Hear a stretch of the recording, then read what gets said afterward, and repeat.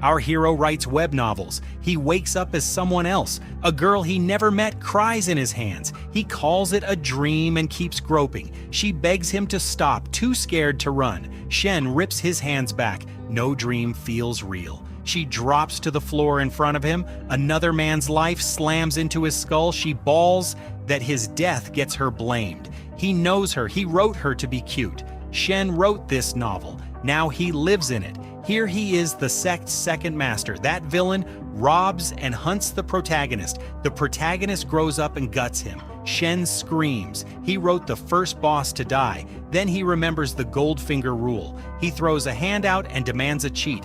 Blue light burns. He calls a villain system. Nothing comes. The disciple just stares. He shouts that the genre owes him one. Shen lands on the couch with no powers. The timeline saves him. The protagonist is late. He pictures himself licking the protagonist's boot. The plan is to farm favor with the winner. Shen grins. Flattery beats an execution. He pats her head. The apprentices hate him. A voice at the gate calls for a report. The older disciple walks up. The acting starts. Shen walks through his own sect and starts sizing up who lives here. His second disciple comes to mind, gentle and stuck with mediocre talent. In the book he wrote, he beat her to death for shielding the protagonist. The little sister beams at him while he plans to grab a carved jade. Shen flings an arm out and demands to know why she came looking for him. The second disciple lies flat on the courtyard stones with her face down. Shen keeps a straight face and curses the author for that entrance. He tells her to stand up and she stays glued to the ground anyway. She kneels up and reports an invitation from the sect's admin hall. Shen grins with a nosebleed and rates her figure out loud. Behind him she relaxes because her little sister is standing there safe. He confirms the hall handles paperwork for the entire sect. Sweat runs down her cheek when he asks to read that invitation. She admits the invitation has not been sent out yet. Panic hits because a low-talent disciple gets killed for lying here. In front of him, her shoulders shake, and Shen calls his apprentices stupid. He waves it off and lets her take the little sister home just this once. Relief floods her face, and daisies pop around the yes she gives him. Shen pulls her up and bans the kneeling and worship from now on. She stares up at him and asks what he actually means by that. He rubs his chin and claims her bowing back just annoys him. Both girls watch their master head out through the gate. Shen admits the old villain left a reputation that takes work to undo. The second disciple blushes hard and mumbles the word master. The little sister asks if she finds the master good-looking and she panics. Shen smiles and reminds himself he wrote every twist in this plot. A close-up of his eyes lands while he calls his own worry pointless. Then he spots cranes tearing up his garden and yells about the theft. Shen charges the birds with both fists up and promises them a grave. Green light floods his robe as he asks how far they plan to run. A glowing seal opens over the birds and his mountain technique fires. He crouches down small and whines that his plug-in became afternoon tea. Red eyes flare while he lifts a token and calls everyone to the herb garden. He watches tiny figures crawl up the long stone stairs toward him. Their pace disgusts him, so morning running drills go on the schedule. 3 disciples sprawl in the dirt gasping and he lets them breathe first. Shen turns to Han and tells her to get on her feet. Han looks up confused and his own face breaks into chibi shock. She rises, hand on her chest, and answers with a quiet yes, master. Shen recalls her aptitude beats the other 3, fire and wood roots both. In his book, she existed only to show how brutal the old master was. He hides a laugh and decides her talent deserves real training now. He asks the 3 of them who was guarding his medicine garden. All 3 go quiet and give him nothing but silence. Shen presses them, and their loyalty to each other becomes obvious. Then one eye narrows and he says he sees exactly what happened. Petals drift past his eldest disciple and she still will not turn around. Shen works out that his own punishment is why the eldest disciple is hurt. He facepalms while 2 students kneel and beg him to drop the anger. His patience snaps, and he tells them to shut it. One girl keeps arguing, so Shen asks if she is teaching him his job now. He orders them to get lost, then admits inside that the cruelty is an act. The disciples sprint off, and he sits there wondering if he is really that terrifying. Airby Peak splits into 3 zones and the lowest one holds the servants. Better students get the middle ring while the top belongs to Shen alone. That middle ring hides a spirit array with double the ambient power. Nobody climbs up there because standing close to Shen usually gets you killed. He walks to the eldest disciple's door, hoping her injury stayed minor. The door swings open on a girl mid-bath, and the room goes silent. She jolts upright in the tub and squeaks out one panicked word. Shen's eyes blow wide and he forgets how to move his legs. Water splashes everywhere while she apologizes and asks him to step outside. The door shuts. Shen stands in the corridor with a completely blank face. Then he grins and decides this is the true meaning of happiness. The grin dies fast because her back is covered in old scars. She soaked up the worst of his abuse as his first student, reached the 9th key refining level anyway, and stayed loyal when his followers turned on him. Shen promises through the door that nothing like that happens again. In the tub, she panics, convinced her master is about to turn into a beast. Silence drags on. She lifts her head and guesses he already walked off. Then her expression falls because he showed no interest in her at all. The door bangs open a second time and she yelps. His shadow drops over the water while she stammers his title. Shen strolls closer, and even he thinks this is escalating way too fast. He tells her to open her mouth. She protests that she is his disciple. Another round of his training would probably finish her off for good. Shen shoves a pill straight past her teeth and steps back. Her whole face goes blank, and she blinks at him completely lost. He explains that the Yuan elixir is 4th grade and he owns barely 10. Shen orders her not to waste it, and golden fire wraps her body. She presses her palms together and starts pulling that power in. He walks out, betting this much money buys her a foundation breakthrough. Night settles over the peak, quiet except for the fireflies. 2 younger disciples creep through the bushes, terrified of getting caught. The junior sister insists their master always cultivates after dark. The second sister wants the expensive healing pill delivered safely. She knocks on the door and calls out that the medicine has arrived. No answer comes, and both start fearing the punishment knocked her out. The junior sister calls it an emergency and kicks the door clean in. Wood explodes inward and the 2 of them tumble into the room. The second sister stares at the tub with no idea what she is seeing. The eldest disciple sits in glowing steam, and they call it ascension. Every scar is gone. The junior sister only comments on her chest size. Both girls whip around at the same time and the color drains out. Shen towers behind them and asks what they want at this hour. They babble that they only came to check on their elder sister. He tells them the breakthrough is running, so they should leave her alone. The 2 of them bow and agree while Shen walks off into the dark. The junior sister whispers that their master has turned suspiciously kind. The second sister has no answer for that one. Shen smiles under the fireflies because he actually likes these disciples now, and the villain of his own book decides to earn the title of a good master. Morning light hits Airby Peak, and one lonely hall sits down in the valley. Inside the room, Shen sits on a mat with his eyes shut and incense burning. He goes over the character he wrote himself, a water and wood root tuned for illusion arts. His best move is called Overlapping Mountains, and it ranks in the weakest tier of arts. Shen counts his own realm, deep in golden core and 1 step under nascent soul. He decides to test the power right there, and blue energy curls off his palm. The spirit whip snaps out across the wooden floor of the hall. It wraps a heavy chair and spins tight around the legs. The chair bursts apart into loose sticks. 2 fingers go up, and he admits the feeling is pretty amazing. A decent master cannot neglect his own training, so he keeps pushing. Night falls, the doors swing wide, and he cannot explain what his body just did. Wind tears at his robe on the summit after he breaks into the nascent soul stage.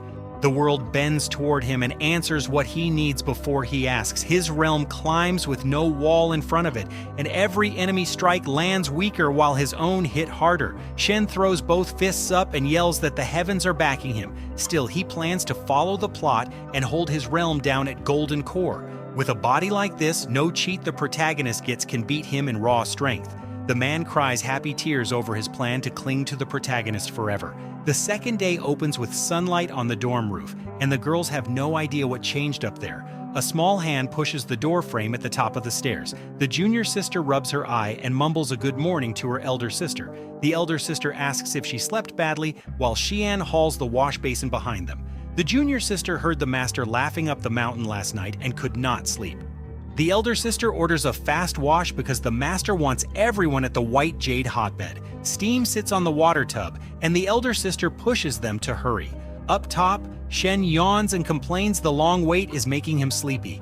The senior disciple leans over and reports that her junior sisters have arrived. Shen gives her a flat stare and answers with nothing at all. She tells him she broke into the foundation building realm last night. The three girls stagger up the slope out of breath and greet their master. He smiles and orders them here every morning for 1 hour of cultivation. The elder sister and the junior sister cup their hands and accept the order. Cian says she should stick to labor because she only holds her sisters back. She calls herself useless, stuck hauling loads till old age, never able to save her mother. Shen asks Cian her age, since the old version of him feared her unknown background. She kneels on the wood and answers that this disciple is 14.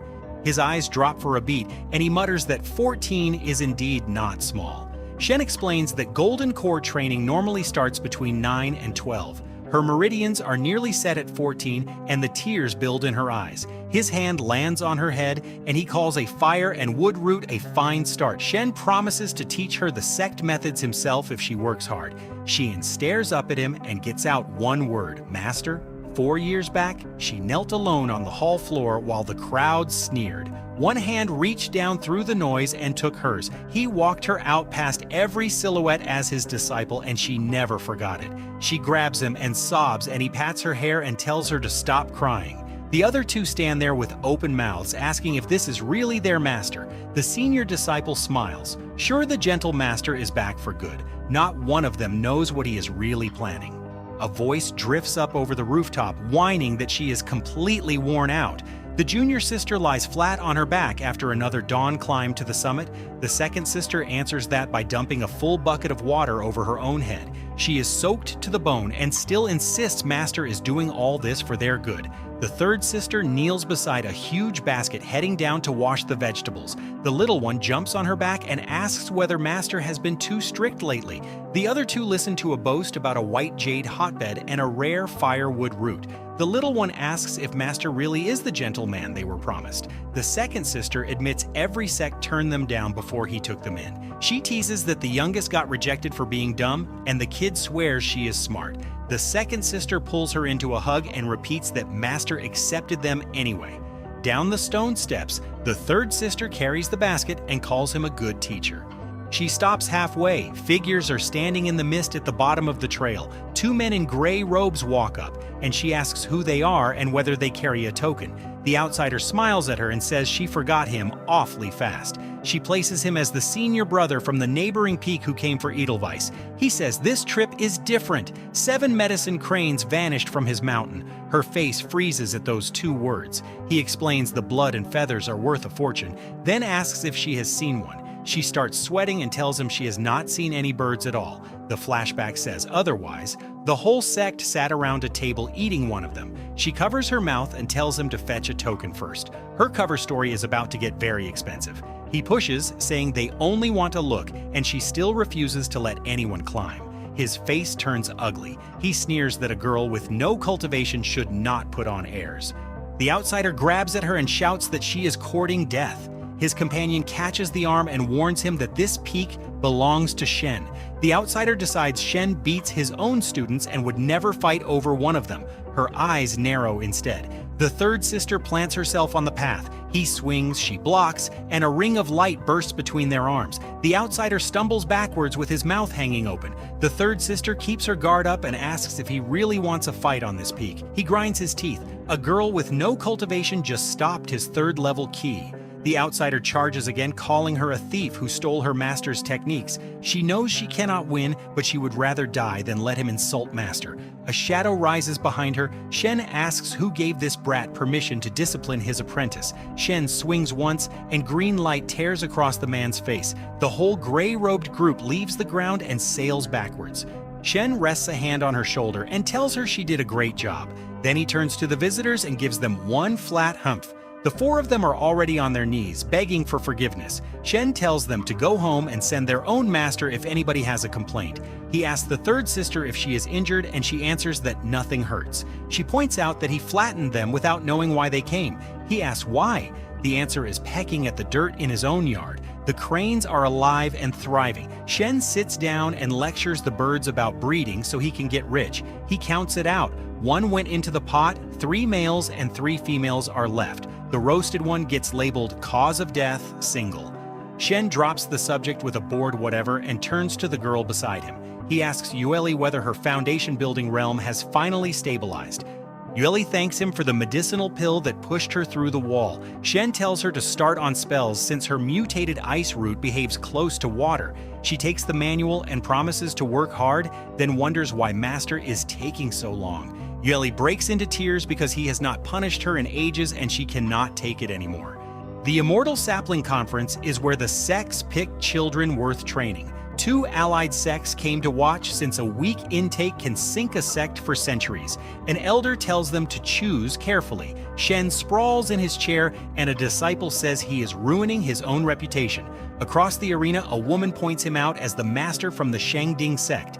Luo calls him an interesting person, and her companion catches the tone right away. Her companion grins and asks if Luo is actually interested in him. Luo says the dark history is the only problem, or she might have considered it. Shen hears every word of that and manages one confused huh. Luo tugs her collar loose and holds his eyes while she does it. The old men on the benches nearly fall off their seats. Shen calls it a cheap charm trick, right as his disciple screams that he is bleeding.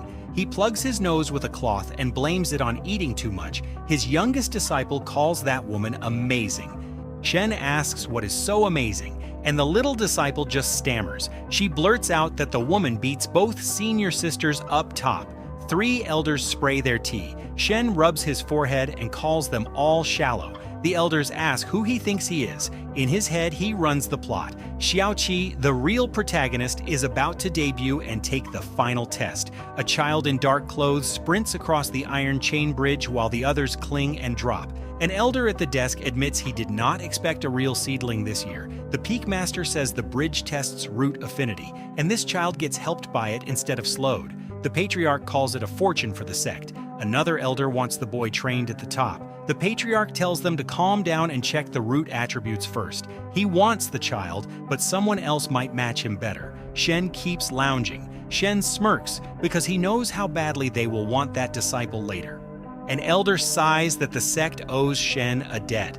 All of his disciples came from this conference, and nobody else wanted them. Every child who reaches the cloud platform joins the sect. The rejects went to Shen and spared everyone the embarrassment. The elder decides to push Shen into taking 1 or 2 more good ones. The Patriarch congratulates the children for passing the test. The kids line up on the platform waiting to be sorted. The Patriarch explains their roots get tested, then each of them gets a master. He opens the scroll and calls the named children forward to the formation.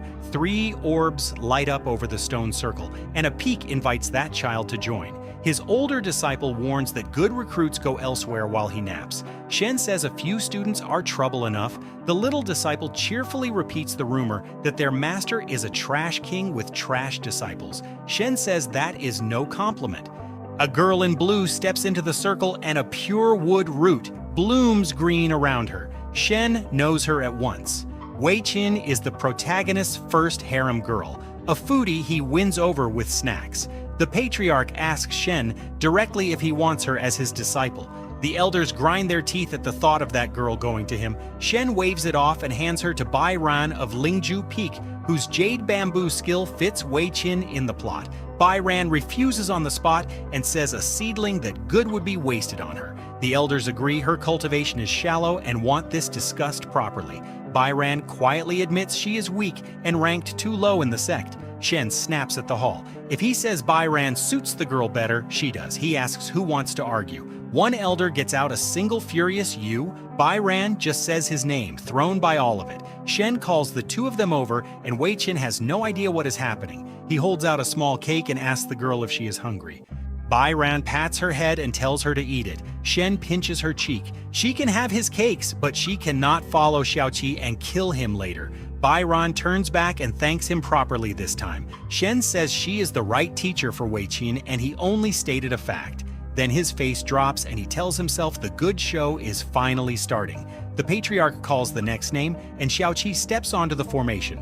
Xiaoqi walks out onto the empty terrace as the last name left on the test list. The Patriarch waves him forward from the platform at the top of the stairs. Xiaoqi cups his hands and greets the Immortal Master the proper way. The Patriarch calls him calm and talented and promises him a bright future anywhere. Xiaoqi steps onto the testing formation and white light climbs up around his legs. Two elders lean over the rail, curious about what the stone is going to show them. Shen props his chin on one hand and waits to see who still wants this disciple. The first orb bursts open above the platform with a fire root burning inside it. The patriarch lights up because that fire attribute matches his own exactly. An elder admits that nobody can compete with the patriarch for a fire root. The patriarch strokes his beard and starts claiming the boy on the spot. A second orb opens with a green wood root inside, and the elders still call that pairing decent. One of the elders sits up in her seat and tells everyone to wait. A third orb cracks open with earth inside, and 3 roots drop him straight to mediocre. The patriarch's smile dies on his face, and he calls the whole thing a pity. Xiaoqi stares up at the orbs with sweat running down his cheek. 2 more orbs arrive. Water and metal flare up, and all 5 elements circle him. The elders call it 5 elemental roots, which means no cultivation talent at all. The crowd turns on him instantly and calls the result disgusting. Xiaoqi stands under the light with his fists shaking, and the worst part is still coming. The patriarch explains the rule. He passed the exam, so some elder still has to claim him. One elder stares straight ahead and gives no answer at all. Another elder gets a single sound out and then drops it. The patriarch asks the empty stands one more time for a volunteer. Shen mutters that they should just say his name instead of staring at him like that. An elder demands that an ordinary person stay out of the sect, no matter what. Xiaoqi's fist tightens while the elders argue that the rules never covered him. Boots land on the stone in front of him, and a voice asks the little one for his name.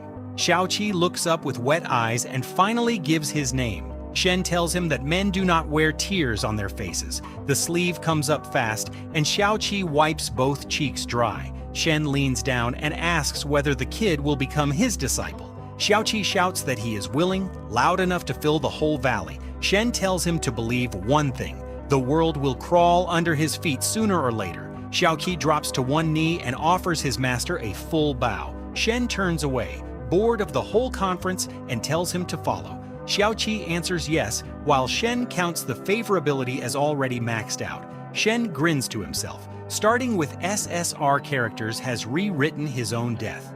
He points forward and announces the invincible villain master, while Xiaoqi just stares. Airby Peak opens up in front of them, and the kid belongs to it from today. Shen admits the talent looked bad today, and Xiaoqi swears he will not let his master down.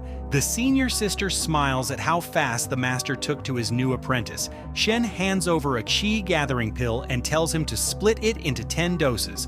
The senior sister grabs his arm and calls it madness to feed pills to a beginner. Shen explains that a pure body with perfect affinity needs no shortcut like that. She hugs him and asks to be punished for speaking out of turn. Shen sweats and tells her she meant well, so no punishment is coming. She leans closer and asks if he is disappointed in her.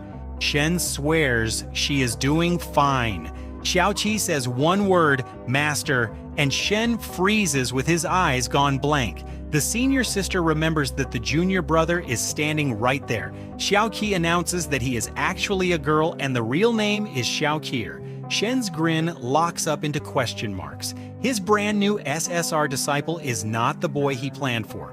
Shen asks Cheer if her first days at the sect left her with any questions. She sits on his lap and says the theory is easy, only the entering posture beats her. Shen tells her cultivation has no deadline, and Cheer keeps wriggling into position. The wriggling lands square on his knee, and Shen notes that entering the body never meant this. Then Cheer points out that he never looked shocked she is a girl, so he clearly knew all along. Shen plays along. A fallen clan and a bandit road make boys' clothes smart, so her secret is safe. Inside his skull, the panic starts. The male lead of his novel is a woman, and his harem plot is dead. A light bulb pops up anyway, since Shen decides the rewritten version might still work. He opens a purple manual and reads how spiritual energy enters the body and builds up. Shen says her 5 elemental roots block the first refining step and promises to fix it himself. In the courtyard, Siener carries out 2 more dishes, both master's favorites.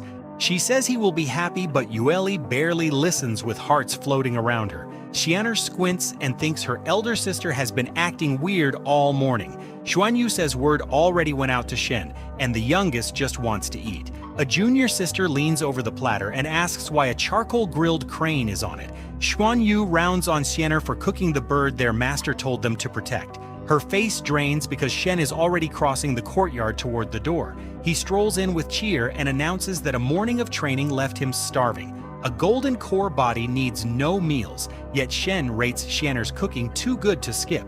He beams at the spread with flowers popping around him, then spots the glazed bird. The grin dies. Shen roars that his precious cranes got roasted and both were female. Xuanyu asks how anyone tells a roasted crane's gender. Shen fumes about the snowdrops he fed them and the eggs that never came. He turns on the whole room and demands to know who did it. Black flames rise off his shoulders and the disciples drop where they stand. Then Shen exhales and the pressure drains out of the hall. He covers his face, tells them to stand up, and blames the old villain's temper. A small hand tugs his sleeve and a quiet voice admits the whole thing. Yueli owns it. She caught the cranes herself and handed them to Xianer, then asks for punishment. She looks up flushed and asks him to punish her as severely as possible. Shen leans back sweating and wonders what exactly is going on here. Yueli begs him to hurry. Skipping the punishment now would look stranger than doing it. Chia raises one finger and asks if the eldest sister gets spanked for her mistake. Shen pictures it. A spanking in front of the juniors strips Yueli of all her face. After that, he plans to stay calm and low-key while Yueli hears the word and pales. He drops into a chair and orders her over. Yueli agrees before he finishes talking. Shen barks at her to lie down across his lap. She stretches over his knees, red to the ears, and thanks him for the trouble. Up close, he registers that his eldest disciple is nothing like small cheer, and the plan wobbles. His palm goes up while he tells himself to stay composed. Shen repeats the order in his head. One slip destroys the good master image he built. The first smack lands, and Yueli answers with a happy moan instead of a yelp. He lectures that the eldest disciple set a poor example and the rest should take the warning. Her expression says the warning is not landing the way he intended. Yueli asks for more strength in front of the juniors, and the three of them go red. Shen ends up panting harder than she is, while Yueli lies there completely blissed out. Then it clicks. In his novel, Yueli stayed with the villain through every beating, so now he knows why. He gives up on dinner and tells them to split the roast crane without him.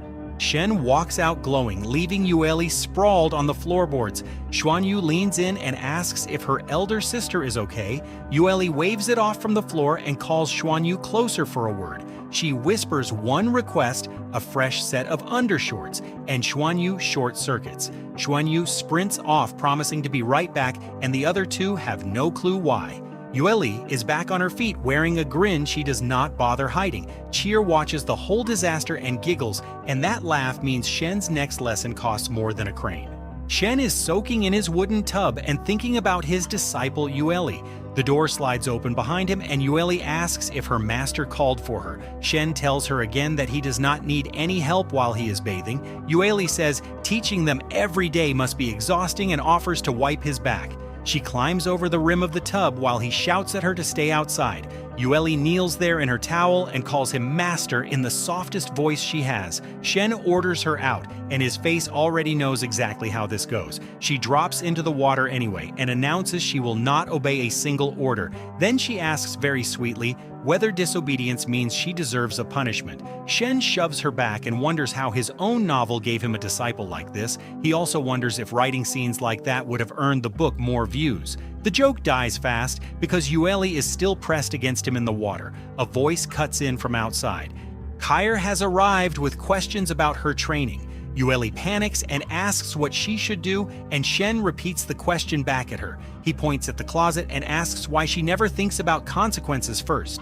Yueli walks over dripping wet and begs him never to admit she was in this room. The closet doors bang shut, and he asks himself what kind of story he landed in. Shen sweeps every drop of water off the floor so Yueli does not catch a cold. Cheer bursts in with both arms up like she owns the entire building. Dressed again, Shen asks her what she wants at this hour of the night. She says a few lessons still confuse her, so she came straight to him for advice. Cheer drifts toward the wardrobe, smiling far too brightly for a study visit. Shen smiles back and starts wondering why she keeps glancing at that closet.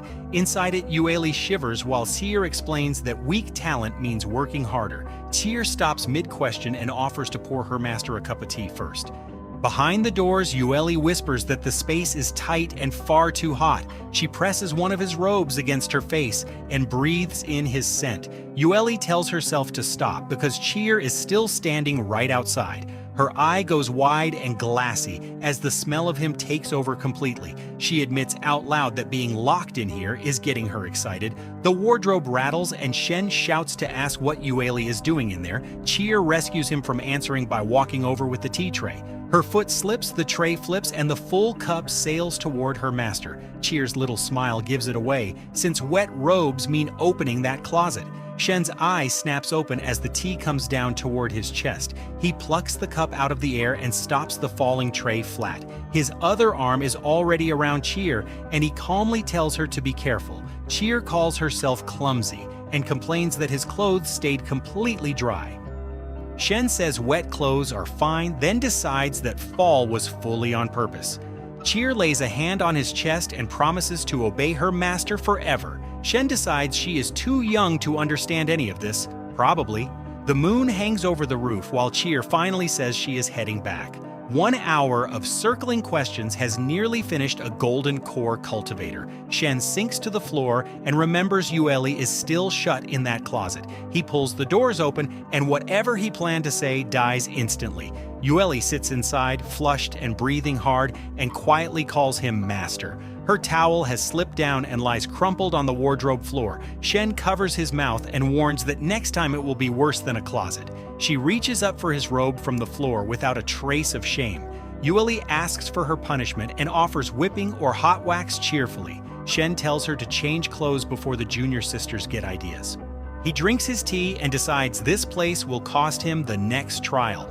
Yueli freezes when he says he is leaving the mountain for a while. Shen tells them to keep cultivating because a sect event lands in half a year. He wants the main character's cheats in hand before the plot shifts again. Morning breaks over the green valley outside the immortal sect gates. Shen walks out of the sect for the first time since he woke up in this world, chasing the one thing that keeps him alive in his own book. A caravan of carts and armed guards winds down a mountain road at midday. Their commander, Gao, gets asked if the column should stop at the stream. The madam calls from her carriage for a break after 3 days on the road. A young guard lifts his head and asks what that smell drifting in is. The older guard beside him has already started drooling down his chin. It comes from a grill of cumin lamb skewers, and Shen says the ravine trip paid off. He holds a palm over the meat and pours his heart and soul into it. Half the camp turns toward the stand once the words lamb kebab go around. An elder tells the madam to relax, because the cook is no cultivator. He passes a gold leaf to Gao, who answers with a blank stare. Shen blows on a skewer and reads them. One reached foundation building running on empty. Gao walks over with cupped fists as guard commander of Muling Castle. Shen barely lifts his eyes off the skewer and asks what the man wants. Gao offers a whole gold leaf for 3 sticks of mutton. Shen calls the price ridiculous and says to take as much as he likes. Gao bows again, thanking him so his brothers can finally eat. Later, Shen stretches both arms up and decides it is time to move on. 2 women walk up behind him, and the taller one calls him little brother. Shen goes red and wonders if the pair are sisters or mother and daughter. Then the word lands, and he asks who exactly she is calling little. Yuting cracks up behind her hand while the madam sweats through the silence. The madam calls it fate, presents Yuting as her daughter, and asks his name. Shen says cultivators hide real names, and gives the Taoist name Jingzi. She apologizes while noting that no generation uses Jing. He made it up. The madam asks whether the young cultivator has an urgent road ahead. Shen cups his hands, says he is leaving now, and her face freezes. Yuting loses it a second time while her mother's smile goes stiff. Shen turns back, mentions Duanli Mountain, and asks for a ride there. The madam turns pink and agrees if the little brother does not mind. Night comes, and tents and campfires spread along the dark water. Yuting brushes her hair and asks why her mother let him travel with them. The madam admits the young man is odd and that she cannot see through him. She adds that he named Duanli Mountain a peak crawling with demonic beasts. Yuting hugs her and asks if an expert friend could save her from the wuxia sect. She decides she will just marry him, and the castle stops worrying. Outside, a sneeze rips out of Shen and throws his ponytail sideways. Gao offers his own tent, since he is taking the night watch anyway. Shen says he does not sleep, then asks why they are climbing wuxia Mountain. Gao says immortals once bowed to Mu Ling Castle until their ancestor died. The madam has carried it since and wants the young miss in the sect up there. Shen names the place himself and asks if they mean the wuxia sect. The name registers, and a towering woman fills the picture in his head. He turns back to Gao and asks what happened to the castle's master. Gao says the master died young before the madam met him and the girl is adopted. Shen works it out. Two women guarding a fortune pull jackals in. He tells Gao to wake everyone. The commander's face drops and he asks what Shen just said. Shen counts enemies 300 paces out, cultivators among them. Gao roars for the whole camp to get on alert and prepare for combat. Shen stays sitting by the fire while the guards scramble around him. He rises as the tents empty and says that since it is fate, he will help a bit. Whatever a bit means from him, those cultivators are about to learn. Black-clad raiders drop out of the dark with blades drawn, howling for a kill. The madam tells everyone to hold steady because an ambush means the attackers fear a straight fight. She pushes Yuting behind the guard line and tells her to stop shaking. Shen watches her shield a girl she met by accident and wonders why she bothers. Yuting has no answer and Shen quietly settles the question for himself. Fate stuck him in this caravan, so he decides to keep both women alive. Cultivators are hiding in that mob, so Shen ignores the brawl and waits for the real strike. A burning arrow rips down out of the sky toward the road. Shen keeps the madam and Yuting pinned behind him at the carriage. Elder Bai glances up and writes the shooter off as a stray cultivator. The old man sits cross-legged on the carriage roof and raises one finger. A blade of white light catches the flame arrow and shears straight through it. The madam smiles and thanks Elder Bai for stepping in. A full volley of fire arrows rains down and chews up the road. Elder Bai's golden dome snaps shut over the carriage, and every arrow spins off it.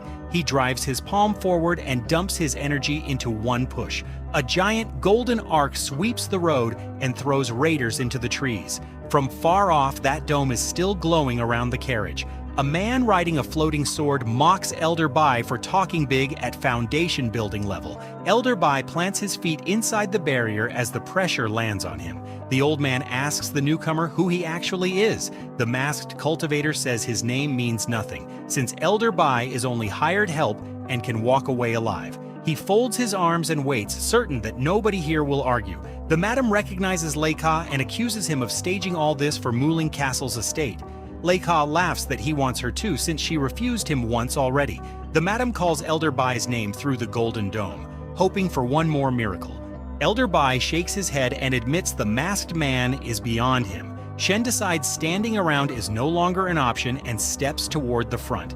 The madam throws an arm across his chest and tells the young cultivator to stay put. She says he got dragged in because of them and should run at the first opening. Then she concedes the estate and herself if Lei Ka lets her daughter and Shen leave. Rumors about the eldest lady of Mu Ling Castle are exactly why Lei Ka came. He strolls closer with his bow and nobody left standing can stop him. Lei Ka admits the rumors were true. Elder Bai answers that he works for coin, then offers one last favor. Golden loops of light come whipping down at the masked cultivator. He cuts the first loop apart and calls Elder Bai overconfident. Elder Bai holds the ring together and forces more power into it. Lei Ka sees the golden blade coming for his head and screams for help. The masked cultivator slams both palms together and mutters that this is troublesome. Lei Ka goes rigid as the light closes the distance. The sword point stops a finger from his eye and cracks the rock behind him. A bare hand is clamped on the blade.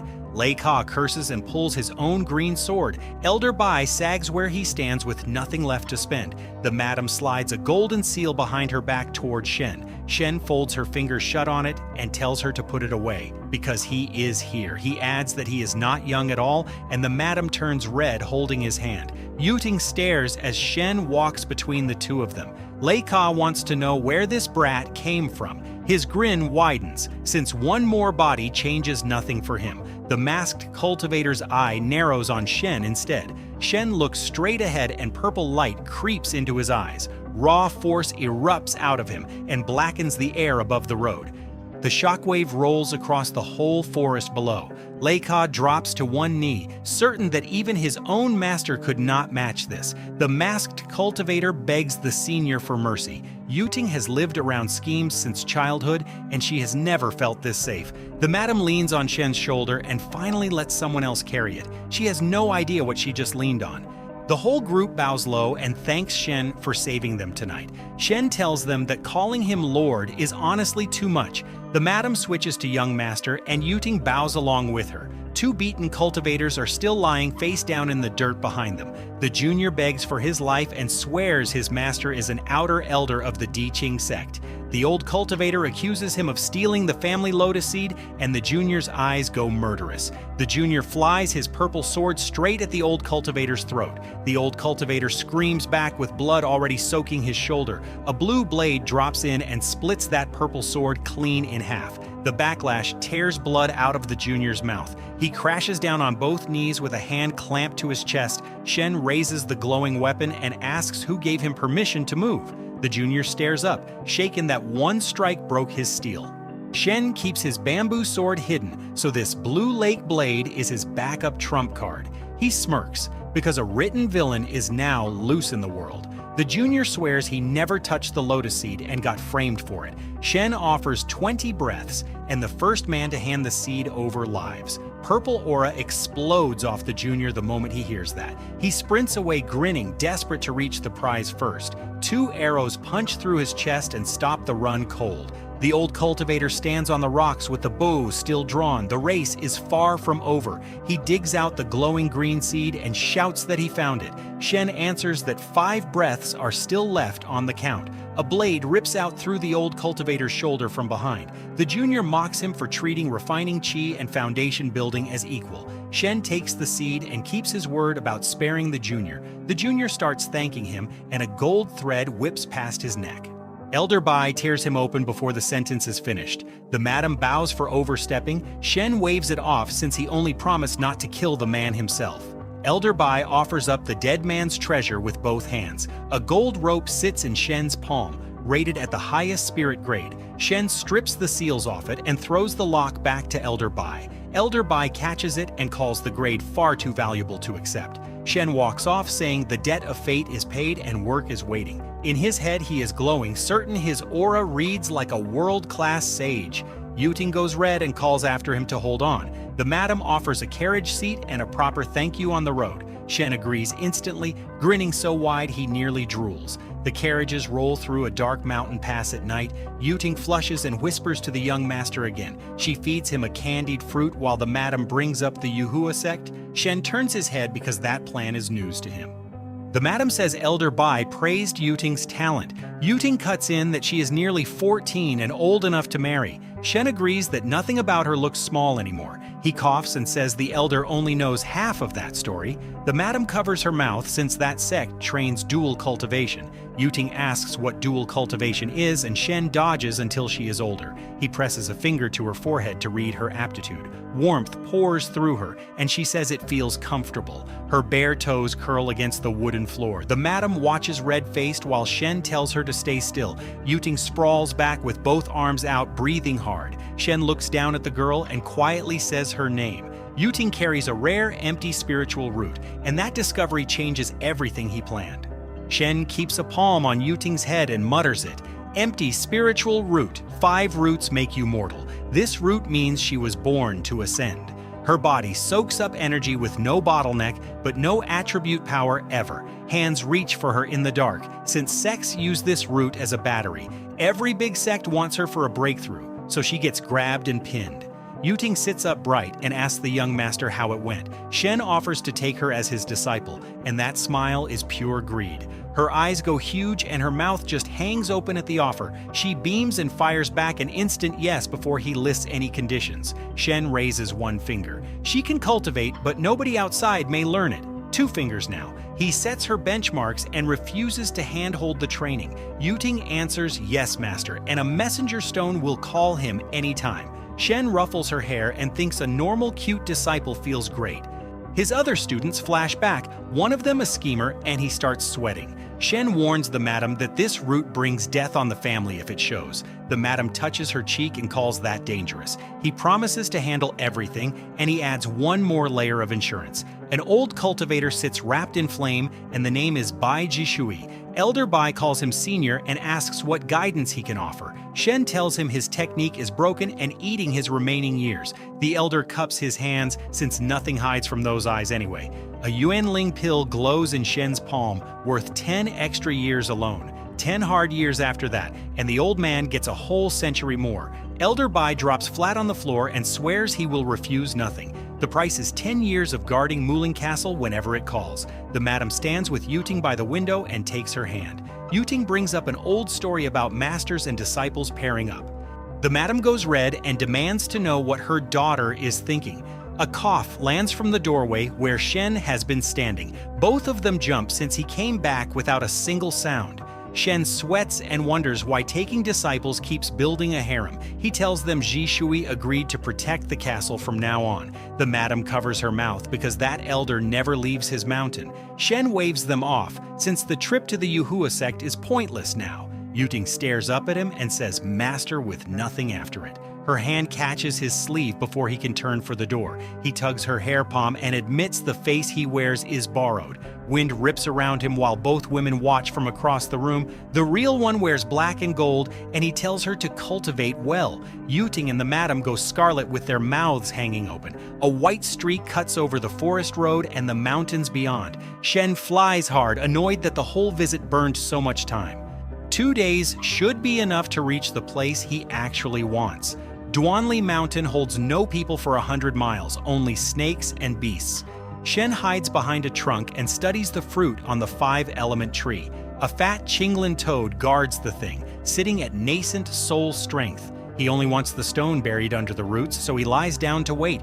Day 1 passes. The toad eats, and our guy just stares at the sky. Night 2 passes. The toad has not moved, and neither has the master. Days keep piling up with him face down in the grass. Shen snaps. This toad eats and sleeps in one spot exactly like him. He grabs his own head because killing it by force would cost him his dignity. Then it clicks. Traps and illusions are the thing he does best. The toad croaks by the tree with no idea what is coming for it. A pink toad appears with a floating heart, and the guard is already in love. A massive green toad sits in the grass by the river and freezes mid-croak. A pale pink frog hops over to him with actual hearts floating above her. Behind a tree, Shen pumps his fist and whispers a very satisfied yes. The toad follows his instincts so Shen can skip the poison and laxative plan. Our guy grins at the trunk and hopes the big guy takes his sweet time. A voice booms at the demonic beast to watch this, and Shen's face goes blank. The pale frog gets launched into the sky with a loud croak. Shen stands by the tree in dead silence while his whole setup falls apart. Purple energy blows off the toad, and he roars at humans to die. A sword shoots up out of the river and lands in an open palm. Shen points the blade forward and asks the toad why he is cursing. One clean swing later, Shen names the move, Stepping Wave. The toad laughs at a mere golden core cultivator swinging at him. The pale frog comes apart in midair, blood everywhere, and Shen keeps dashing. The toad backs into a rock, sweating, and asks when humans got this strong. Shen keeps yelling Stepping Wave until the toad has nothing left to say. A burning lotus opens overhead. Shen curses the loudmouth who wrecked his chance. The toad does the math and knows a nascent soul hit will flatten the mountain. White light gathers deep inside the toad's wide-open mouth. That blast meets the fire lotus head-on above the tree line. The sky turns white and the explosion tears across the hillside. Shen blinks at the smoke, and the owner of that pressure is about to land. Boots touch down inside a ring of red fire, and she tells the toad he has real skill. The heiress walks out of the flames for the 5-element fruit. Shen knows her, a sect leader's daughter and the top genius of her sect. The toad slides into the water and calls human cultivators overrated. A sword blast rips across the pond and catches him in the side. Her foot slams down and red fire wraps around her ankle.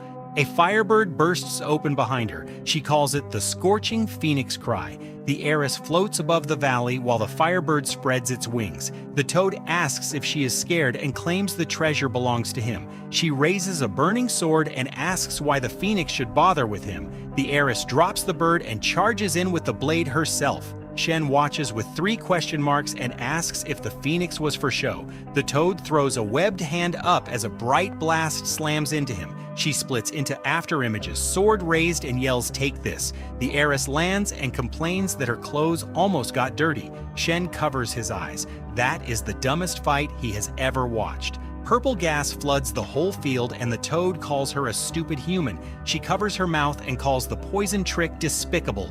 Her eyes go wide above her hand. The heiress knows this is bad. The toad laughs in the fog. His Qinglan poison drains any cultivator for a while. A long tongue shoots out of his mouth across the grass. The tongue wraps her waist and he wonders how a nascent soul tastes. A blue wave slams in. The toad snaps that he was only careless before. He screams about the ambush and demands to know where the martial values are. The toad spits a wall of Qinglan poison gas down the slope. Shen dashes out of the cloud with the blade up and calls stepping wave. The toad flies backward and asks if he only knows that one move. Shen says no, while the heiress lies flat in the grass behind his boots. Then he grins, calls that his real stepping wave, and the woman he saved saw it all. Shen grips the water blade and calls out the stepping wave technique. He rockets past the heiress with a crescent of water trailing behind him. The shockwave flattens the grass while she crouches under the blur. The toad watches that wall of water drop and starts stammering. The edge splits the air. The toad asks how any of this is possible. Shen floats his sword above his palm and warns the toad to stay out of his way. The toad croaks out a shaky thank you for being spared. Shen eyes the fruit tree and grumbles that the heiress ruined his clean plan. The heiress asks to buy some 5-element fruit at any price he names. Shen asks what happens if he refuses. The heiress wants every good thing she sees. Her cheeks go red and she stands there without an answer. She offers 5 5th-grade elixirs for a single fire element fruit. The toad croaks that she could have asked and gotten all 5 for free. It only guards the tree to buy its own transformation elixir, a 5th-grade pill. Shen hides his face behind his hand and mutters that this is so her. The heiress is his ex-girlfriend, and she has not improved one bit. She decides the offer is too small and digs into her robe again. Out comes a winter mountain spirit stone, and the toad yelps its name. The heiress pulls it back because she cannot part with that one. A cloud-hidden jade appears instead, and she stalls all over again. The toad quietly offers to poison her so the two of them can split her treasures. Shen tells it to shut its mouth if it wants to keep breathing. He turns and asks the heiress if nobody ever taught her about strangers. She admits, without any shame at all, that she snuck out on her own. Shen palms his forehead and wonders why he is the one feeling wronged. A thread of water leaves his fingers and races at the fruit tree. The ring saws around the trunk and shakes the branches loose. He swings his arm across and snatches the falling bundle out of the air. The heiress lets out a sigh and looks ready to leave empty-handed. Shen holds out the fire fruit and tells her to stop sighing over it. Her eyes go huge. She asks whether he really means to hand it over. He warns her that flashing wealth outside gets people hurt or killed. The heiress stares back at him with her whole face burning. Shen pushes the fruit closer and tells her to take it quickly. She thinks this stranger reminds her of someone from her past. She takes the fruit and swears to repay whatever price he names. Shen asks for 1 transformation elixir and a single ingot of gold. The heiress is amazed that a cultivator this strong also refines pills. He waves that off and claims he only knows a little about refining. She hands over the pill and the mother sword of a linked jade pair. Shen notes the sword alone is worth more than the fruit and the pill. She winks and explains the jade sword can carry her voice to him. Shen gives her a fake name and calls himself a casual cultivator. The heiress flies off, and Shen waves after the silly girl. Shen turns around and tells the toad to leave if it wants no pill. The toad panics and calls him grandfather. Shen wants one favor back. The toad asks if a single pill really buys itself a life as a pet. Shen lights the blade up, smiles, and asks whether that was a no. He tells it to swallow the pill now because the smell pulls in every beast. Shen promises nothing can hurt it, and red eyes open in the dark behind him.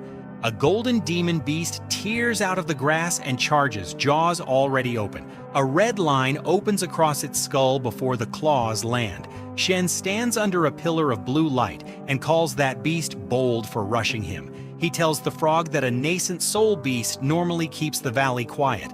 The frog answers that numbers, not cultivation, are the real problem. Shen tells it to stop worrying and pull in every scrap of spiritual energy. He builds a ball of blue power in his palm to speed the gathering up. The light twists tight between his fingers on one long breath. Streams of gold pour down the cliffs and waterfall toward them. The frog sweats and doubts this master is only a golden core cultivator. Shen admits he has no area attack for a crowd this big. He lifts one hand anyway and green power floods across the ground. The beams drop on the pack and a white wolf freezes mid-roar. A gray snake screams as the overlapping mountains formation locks shut. From above, the whole herd sits trapped in one glowing ring around Shen. Shen drops in with his sword out and tells them nobody leaves now. The villain line felt great, even said to beasts. His face turns cold and he calls out stepping wave. The blade throws a wall of blue ki across the field. Torn beasts rain down behind him while Shen stands perfectly still. He turns to the frog and asks how that technique looked. Shen holds up misty snakeskin and says it is silky enough for stockings. Then it hits him that the material could be forged into competition weapons. His imagination puts his disciple in those stockings and he stops right there. The frog thanks him and says the worst danger has passed. Shen decides it has earned a name, then asks whether it is male. The frog blushes pink with hearts floating and answers that she is female. Shen freezes because she chased the white jade frog he made from illusion. She screams that her first love was never a real toad.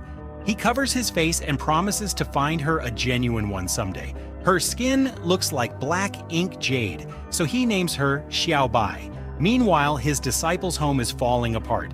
Inside Muling Castle, the madam faces elders pushing the 6th prince's marriage offer. One elder warns the bridal gifts are accepted and refusing insults the royals. The madam cuts them off, furious a wedding was arranged behind her back. She slams the table since the 3 halls lose money while elder pockets grow. A boot lands on the hall floor and a stranger calls it an inspiring speech. The 6th prince strolls in and says her temper suits his taste. He smiles that nobody is being coercive, then brings up her widowed years. The prince wants both the madam and the young miss with Jade Palace money behind them. She refuses him to his face and calls for Elder Bai. The madam orders these guests thrown out, and her old protector answers yes. The prince's swordsman feels the pressure and names it Middle Stage Foundation Building. The prince rounds on him, angry. Nobody mentioned a cultivator guarding this place. The swordsman recognizes Bai Jishui, whose sword Qi only got sharper. Polite manners appear instantly, and the prince offers triple the old man's pay. Golden Qi curls around Elder Bai's finger while he calmly asks them to leave. The swordsman pulls the prince back, admits he cannot win, and they walk. The frog peeks over a beam and calls the prince a coward for folding. Shen leans back on the roof and warns her the castle's real troubles start now. She asks why he does not just clear the mess for his own disciple. Shen says killing the prince brings the royal family, and behind them stands the immortal sect with a bigger one above it. He knows this routine, and fighting it out one by one would bore any reader. Shen sits on a roof ledge with the toad, weighing the balance of power. The toad asks if the cultivator world is really that dangerous. He warns her to hide well or get roasted, and she insists she is a toad. Shen decides she goes to his disciple and he shoots off the roof. In a quiet room, red curtains hang closed with one figure behind them.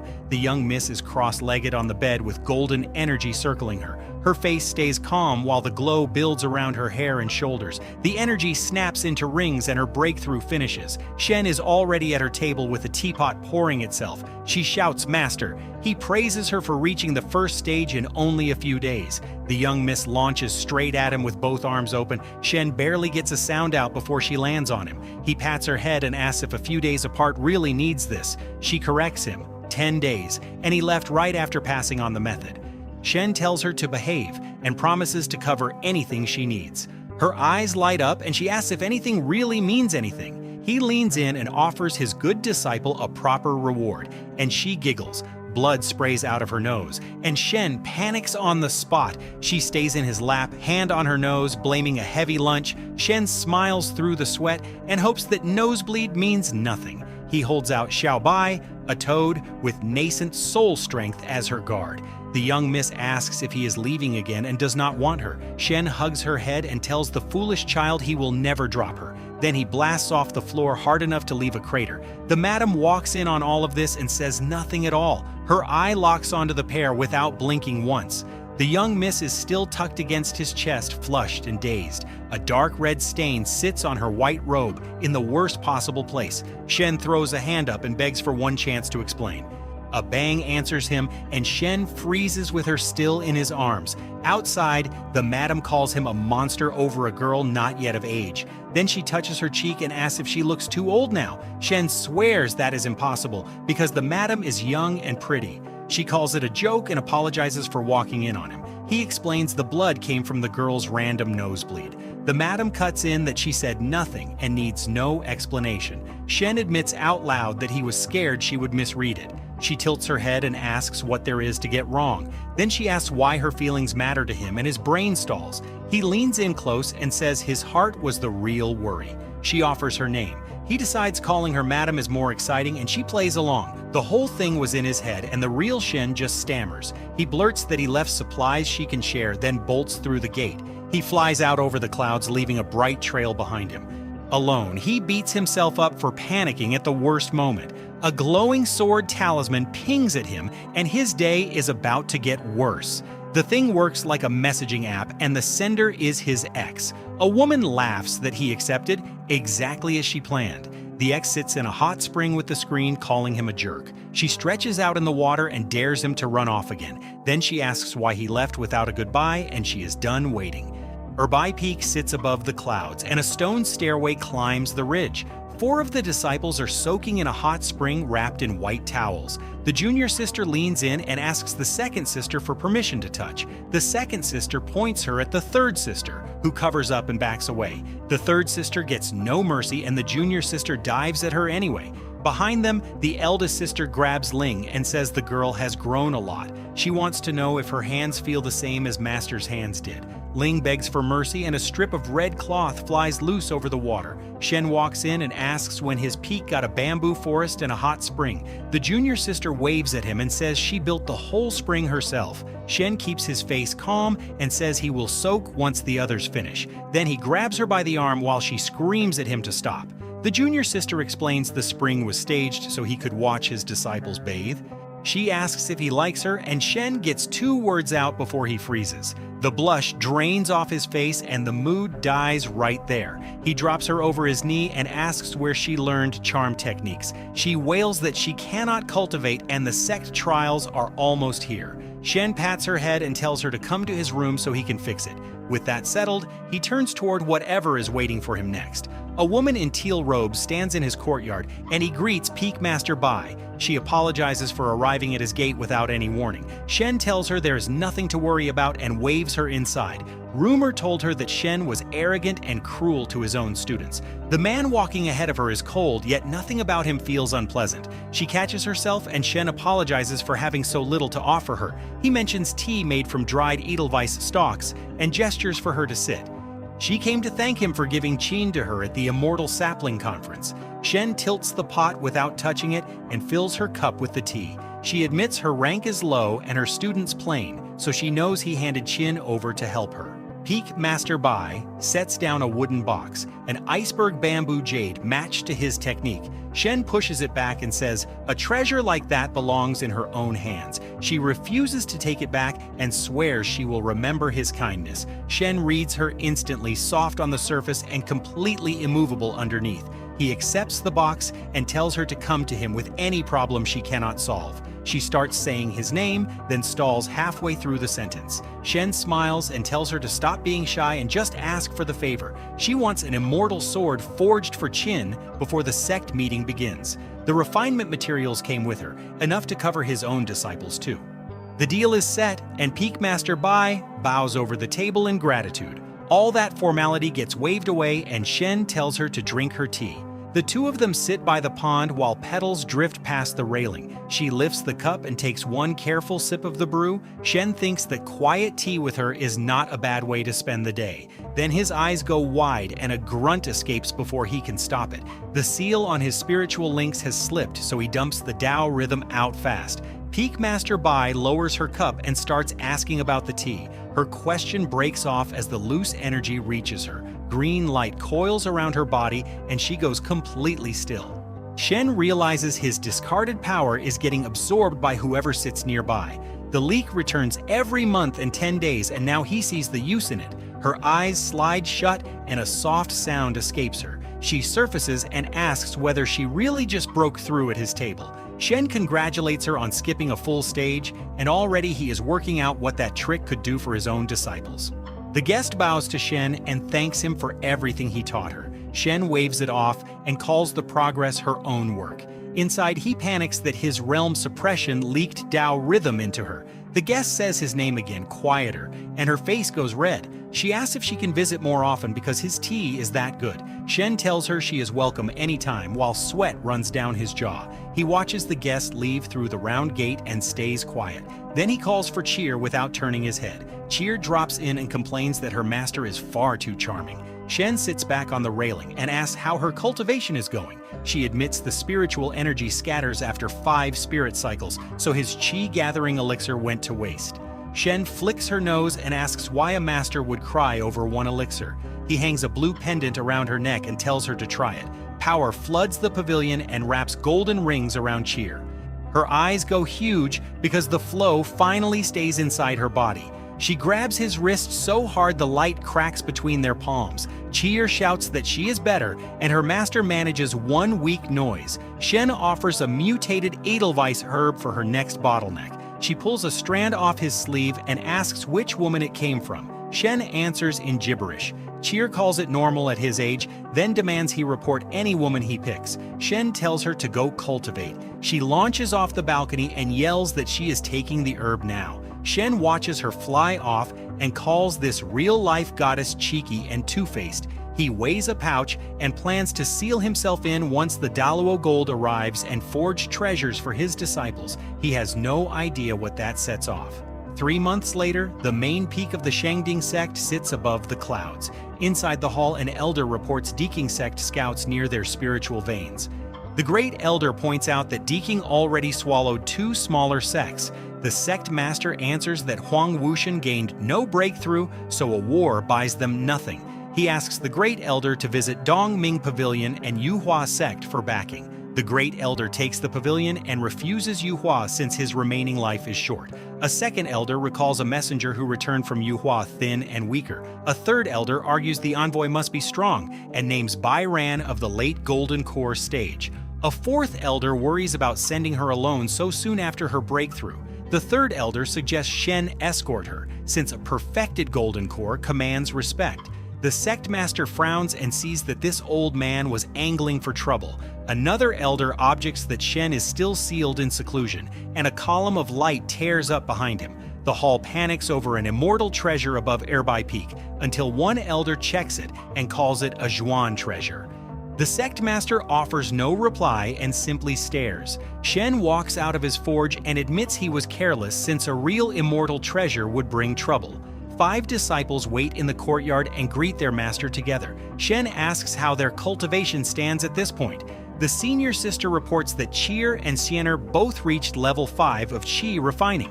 Shen pats Cheer on the head and counts her as an intermediate cultivator now. The senior sister sets a hand on her shoulder and calls her little junior sister. She warns that their master's spiritual energy is unstable, so the girl should back off. Cheer replies that her 5 elements dissolve that impact, so she stays put. Sparks jump between the two of them while Shen stands in the middle. He lifts one finger and the argument dies right there. The senior sister credits her breakthrough to his technique, and Shen asks about the softness around the finger. She flashes 2 fingers and says she grasped the meaning behind it. Shen sweats and insists the method was only a small favor, then tells her to demonstrate. She agrees, but asks Cheer to partner her, since junior sister dissolves spiritual impact. Cheer asks her senior for a little mercy and gets a promise that it is only practice. Shen looks at both of them and wonders why a cultivation novel keeps sounding like a court drama. The demonstration has not even started yet. Kyre walks out to the sparring ground and asks her senior sister to go easy on her. The senior sister agrees way too fast. Shen watches the two of them square up and says absolutely nothing. Then a light bulb pops over his head because he just remembered what he forged for her. He calls Cheer over and tells her to test the immortal sword he refined. Her eyes turn into stars the second she hears the words immortal sword. The joy dies fast. She squints at the weapon in her hands and calls it weird. The blade is short, fat, and curved like a kitchen tool, so she asks if it is a wood chipper. Shin throws up a thumb and tells her to believe in her master's craft. She lifts it anyway, and a Tao rhythm pours out of the metal into her body. Cheer grins and pumps a fist. High-grade weapon confirmed, ugly shape and all. Yuling suddenly yells out behind them, and the disciples next to her jolt. Shen turns around and asks Yuling what is wrong. She reports that senior sister and junior sister are fighting each other. Shen thanks her without opening his eyes, and another disciple tugs Yuling back to a safe spot. The senior sister drops into the ring and says it is time to see the result of the apprenticeship. Frost spreads out from under her feet and crawls across the whole ground. Cheer lands on the frozen floor with the cleaver low, crystals climbing around her boots. She pulls the sword across her body, and white light blasts outward in a ring. Chains of ice light rain down from every direction and close in on her. A watching disciple gasps that solidified spiritual power belongs to the foundation building realm. The senior sister wonders out loud whether that wood chipper is doing the work. The frozen dome cracks apart as the edge carves one clean line straight through it. Cheer bursts up into open air, sword in one hand, broken links falling behind her. The senior sister admits the trap should have held, then calls the girl inexperienced. Her palm comes up and rings of power lock around Kier mid-flight. Bind. Shen counts the uses of that spell and rates it upper grade, one step under supreme. In the book he wrote himself, "This girl never trained hard and never understood magic this deeply." The senior sister's eyes go soft in the middle of a duel and one word slips out: master. She smirks and lays out her plan. Get stronger than him and he can never refuse her. Chire's voice cuts in from above to tell her senior sister she is distracted. Chire drops out of the sky with her blade already turning. Shen recognizes the move at once. Spirit Chopping Wheel, a golden core skill in his own novel. 5 elements. Rotation shreds spiritual power on contact, mutated spirit root or not. Cheer swings down with both arms and shouts at her senior sister to take this. The senior sister smiles back and tells her the technique is not finished yet. A wall of ice swallows Cheer and her weapon whole, right in the middle of the swing. The senior sister snaps her fingers with a grin, the ice bursts into water, and Cheer kneels in the puddle and calls the loss herself. Shen pats her wet head and tells her not to catch a cold. He grades the ice control as supreme grade and names it the Ice Crushing Formation. Cheer says her own move comes from the 5 elements of reincarnation and names it herself. Shen calls everyone over because a weapon waits for each of them and sect training starts in 2 months. The shield disciple receives a defensive treasure since her master knows she hates pain. Yuling grabs his sleeve and calls for him twice in a row. She holds up a pink heart-topped stick and asks if it is meant for bashing people. Shen swallows a word, calls it a magical wand, and explains that spiritual power makes it cast. Yuling decides a wand for touching hair still counts as a striking weapon.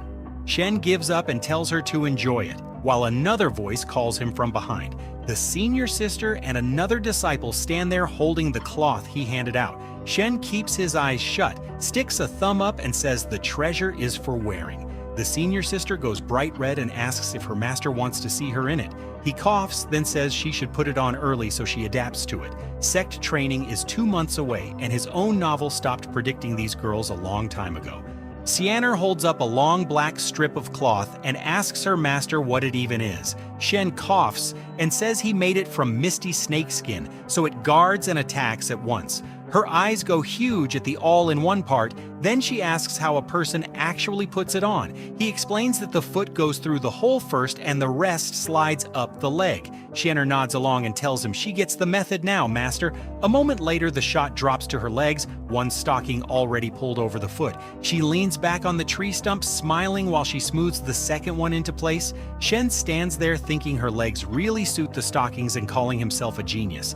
Another disciple looks across the clearing at all this and gets out exactly one word. She turns to Yue Li and asks whether her senior really plans to wear the gear like that. Shen hears his title called from behind him and turns around with a blank question mark. Yue Li poses in a school uniform with a red bow and asks the master if she looks good. His face goes red instantly, and all he manages back is a broken Cheer strolls in with a sword and offers to test how well the gear blocks a real hit. Shen shuts that down, orders everyone to go get used to the equipment, and heads for the main peak. He glides down through the cliffs toward a hall sitting on the mountainside. Landing at the gate, Shen wonders what the patriarch could possibly want from him. Inside, the elders tell him the Di Qing sect has been circling their spiritual veins. The patriarch adds that their allied sect needs warning so everyone can react in time. Shen gives them a flat "oh, so like none of this concerns him personally." Then the old man drops it. They want Shen as representative to build a united front. He pushes back fast and says the three elders suit that errand far better than he does. In his head, the alarm goes off because in his own novel, the elders sent to those sects die. The Great Elder takes Dongming Pavilion, they explain, while Bai Ran handles the Yuhua sect. Shen snaps upright and repeats that last part about Bai Ran going there alone. They confirm it and ask him to escort her since his golden core is already finished. He thinks the butterfly effect keeps growing and the later plot may slip out of his hands. The patriarch reminds him the sect stands as one and Shen belongs to it too. So he smiles, agrees that the patriarch is right, and accepts the mission on the spot. The patriarch blinks and lets out a "huh," clearly braced for a much longer argument. The elder beside him jolts back with a startled noise, just as lost. Two disciples outside whisper he only agreed for Bai Ran, since her breakthrough came after visiting him. Bai Ran burns red in the crowd while the girls around her fight over whose turn is first. Shen announces the matter is settled and walks out of the hall ahead of everyone. He tells her to come by his room later, and Bai Ran nearly short-circuits on the spot. She covers her face and blurts that she is not prepared, and the whole crowd goes "wow." Shen looks back confused, saying the trip is only about picking up magic equipment. The two of them touch down together on the quiet path of Airbai Peak. Cheer comes charging in with both arms wide, shouting that Master is finally back. He pats her head and tells the good girl to go find her senior sister business first. Cheer hangs off his arm, guesses this must be Master Bai Ran, and greets her as Big Sis. Bai Ran answers her back and admits she never expected Xiao Cheer to be a girl. Cheer asks the Big Sis if she climbed up to Airbai Peak just to play with Master. A flustered no comes first. Then Bai Ran says his master invited her to spend time with him. Shen explains the Yuhua sect trip is business, while she mumbles about double cultivating. Bai Ran catches herself, hides her mouth, and asks whether the trip is really only that. He frowns and asks what she just said about double whatever. She denies all of it. Cheer lifts a huge blade, laughing that dragging a woman home without warning is too much. Shen winds up a fist and threatens to spank her while the brat cackles at him. Later, he tells Bai Ran the Di Qing sect is behaving strangely and none of this is simple. Bai Ran barely hears him, still stuck on the word wife, and the Yuhua trip has not even begun. Bai Ran stares at the blade in her master's hands and asks Shen what this thing is. Shen tells her the sword is named Hanzu, forged from the iceberg bamboo jade she gave him. The properties came out complicated, he admits, but the weapon suits Wei Qin well. Bai Ran feels the spiritual energy rolling off the edge and calls it a profound grade treasure. Shen sealed it himself so nobody clocks the real quality unless Wei Qin pushes the sword to its limit. She tries to refuse. Even her patriarch's finest treasure only reaches that same grade. Wei Qin is close to his disciple Cheer, Shen says, and the gift can save the girl's life. Bai Ran holds the sword against her chest and thanks him with a quiet smile. Shen shifts to the Di Qing sect and repeats that their behavior never added up. Bai Ran wants to repay all this kindness, except the man in front of her lacks nothing. Nobody probes that openly unless they want to get caught, Shen argues. She wonders how he sees her. The Yuhua trip needs two paths. Bai Ran walks in openly while he covers her from the dark. Then he asks what she thinks of the plan and her whole face short-circuits. She babbles that a second time is way too much and once is definitely enough. Shen freezes up. He has no idea what she thinks he just proposed to her. Carrots float behind her head while she promises to prepare well for it. He grabs after her and offers to walk through the actual plan one more time. Outside, Cheer watches them and decides this pure-looking woman is an expert threat. Master leaving for Yuhua sect makes the disciple uneasy, and she cannot shake it. Her realm is too low. She would only slow him down, so he will never take her along. Then she pictures him buried in beauties as a dual cultivation furnace and panics. Shen leans out of the window behind her and calls her bold for eavesdropping. Cheer spins around with a guilty grin and calls out for her master. He tells her to cultivate hard while he is gone and get used to her own treasure. The girl beams and answers yes, master, like nothing happened at all. Watching her leave, Shen chews on the Shangding catastrophe he barely fleshed out in his novel. In the original ending, Cheer came back to a broken sect, a wounded patriarch, and dead elders. That chaos was where he wanted to kill her, and it all traces back to this messenger trip. A ding cuts through the thought. The jade pendant on his robe flares up. Shen glances down and finds a message waiting on the channeling jade sword. 2 lines demand to know whether he died and why he never writes back. He fires back that his grandparents and parents are alive, so that joke crossed a line. The full log unrolls, packed with morning greetings and repeated demands for an answer. Shen drops onto the bed and finally starts typing his reply out. The excuse lands. Shen shut himself off for 3 months to craft weapons. Her answer folds instantly. She apologizes twice and says an okay is enough for her. Shen reads that with dead eyes and files her as a phone addict and a people pleaser. Across the sect, Wushuang hugs her screen and decides the scumbag will not stay mad. She was only a little mean, she tells herself, and keeps fishing for reassurance. Little Luo suggests confessing outright, and Wushuang snaps that the misunderstanding is too big. Back in his room, Shen fumes about her sucking up to his Qianren persona. He types that immortals are taking him to a hidden realm, then mutters at her to piss off. Wushuang lights up at those 2 words and asks whether the place is dangerous. He repeats that immortals are coming along. He is not angry, and she should suck it up. Wushuang tells him to report any trouble immediately, then calls little Luo over. Her face drops into shadow. She wants every hidden realm near Shangding mapped out. Little Luo cheerfully asks whether Master Shen already broke up with her. A fist lands on the maid's head. They were only fighting, and it is temporary.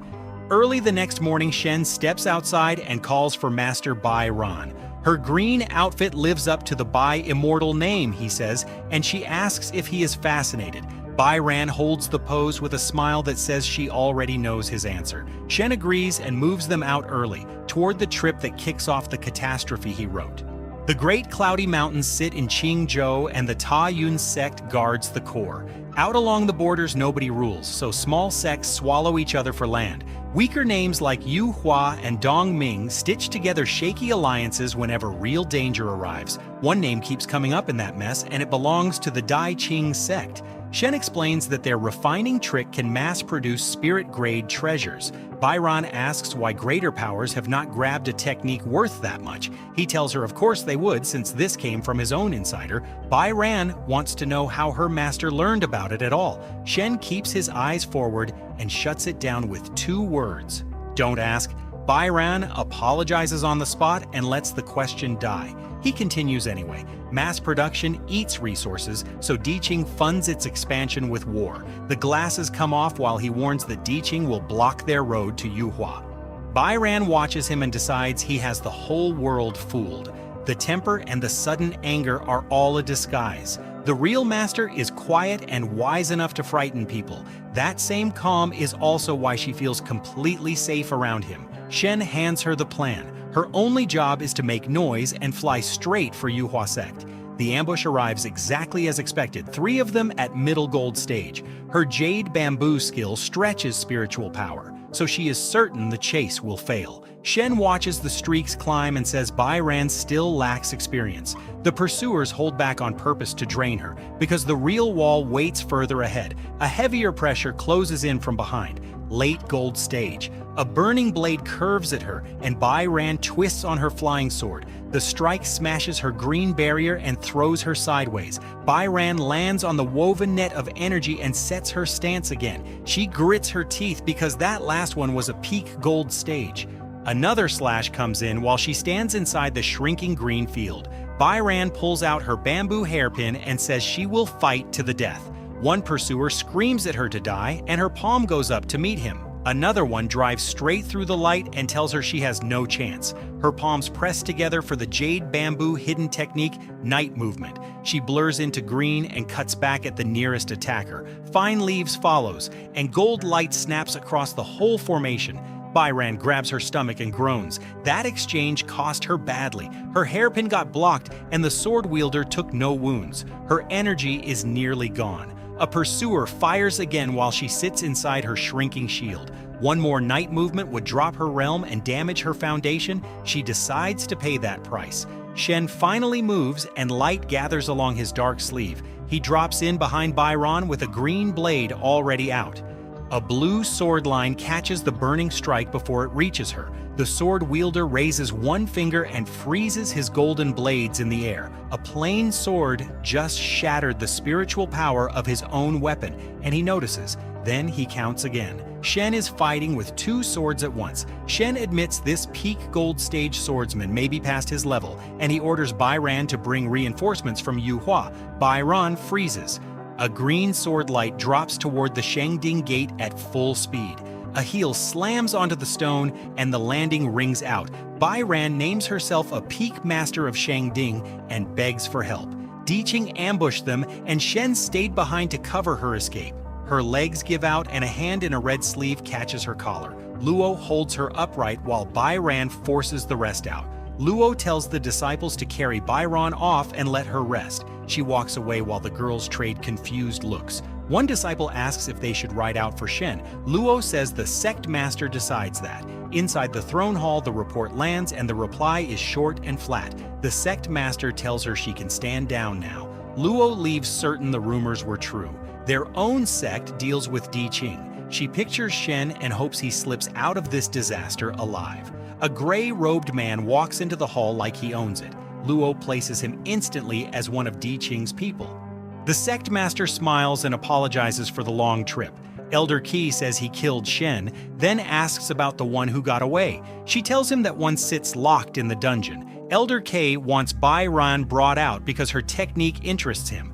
The sect master seethes behind her calm face. A beauty stands right there, and this cultivation maniac only wants a gold stage technique. Out loud, she flatters him. His strength sits a step below the nascent stage, and that technique will not carry him over. She offers the shortcut herself. 7 days at her side, and the breakthrough is his. Elder Qi calls that demonic heresy and demands Bai Ran or Diqing gets involved. One furious word is all the sect master manages. Then she barks the order anyway, and a disciple bows out.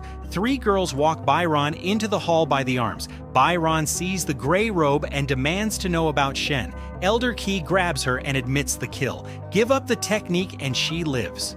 Bai Ran tells him to dream on. She would rather die than give up one word. He leans close and tells her the choice was never hers. Elder Qi carries her off and orders the sect master to continue as planned.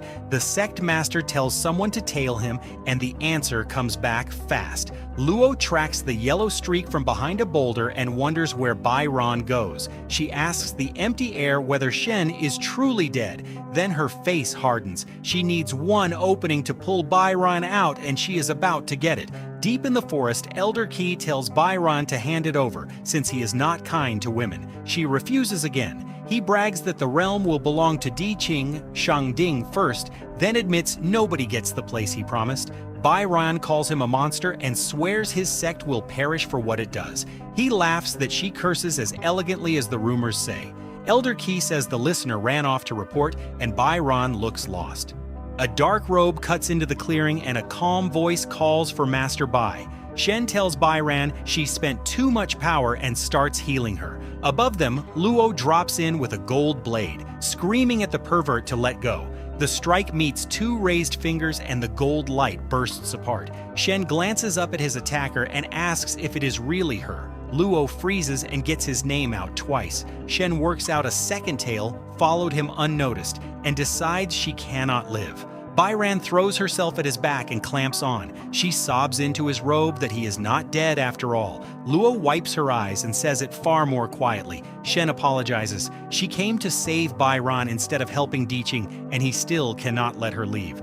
Luo asks what is actually going on here. He explains that every word was spoken for whoever listened. Once Guning hears it, she will kill the Diqing cultivators hiding inside Yuhua and pull Shangding back into the alliance. Guning is decisive enough to finish that in 2 hours, so Luo keeps him company until then. Luo turns bright pink and mumbles that Qingqing is not troubled at all. The girl who tried to cut him down is now his afternoon plans. Bairan sits pressed against her master and cannot get a single word out. Luo leans in from his other side with the exact same silence. Shen keeps his eyes shut and manages one syllable before he gives up. 2 hours of sitting between them, and he barely knows either woman. Inside his head, he begs Sect Master Gu to hurry up. Bairan nuzzles closer with little hearts floating all around her. One flat glare from Shen freezes her mid-lean. Bairan snaps upright and sweats through a very awkward smile. Shen opens his eyes and starts a sentence with her name. Luo takes that as an invitation and locks a glassy stare on him from inches away. Our guy stands up and decides the timing is right to go see Sect Master Gu. The hall they walk into is full of bodies, blood spread across the floor, and a woman in the middle of it wipes her red fingers on her lips. Guning says she will deal with that man Kei-san herself. Shen tells her not to bother. He killed Kei-san already, and the ashes make decent fertilizer now. Guning turns, and one look at his face is enough to name him. Shen compliments her for guessing his identity that fast. Guning calls him a clever man and admits she walked straight into his scheme. Then she asks whether he is afraid she might renege on their deal. Shen smiles with his eyes closed. The elites she wiped out belong to Diqing, and Diqing does not forgive losses like that. Guning answers that the Diqing ancestor's anger frightens her more than the Shangding ancestor ever could. Luo feels the murderous intent rolling off the patriarch and wonders if the three of them are enough. Shen answers all of that with a short laugh and nothing else. Golden light rolls off his shoulders while he asks her one small word, right? Guning's eye snaps wide open as the aura hits her. Her hand flies up as the pressure slams into her and the word starts forming. Guning stumbles back through the glare and finally names the realm, Divine Transformation. A cultivator at that level has no reason to sit inside Shangding, and she ranks him among the strongest in the immortal realm. Sweat runs down her jaw while a quiet voice asks her to keep the secret. Guning bows and promises that this little girl will do whatever he needs. Bairan and Luo cannot work out why the patriarch went from murderous to obedient. Shen thinks she is scared silly, and that much bowing tells every witness there is a secret here. Out loud, he says he has no right to command anyone, because Yuhua decisions stay in her hands. Guning explains that her sect has always been Shangding's closest ally, and she promised the Diqing master to learn what Diqing wanted. The two of them hold eye contact across the courtyard. Shen tells her he already caught her intentions and wants to help her put on a good show. Guning waves the flattery off and calls him resourceful and bold instead.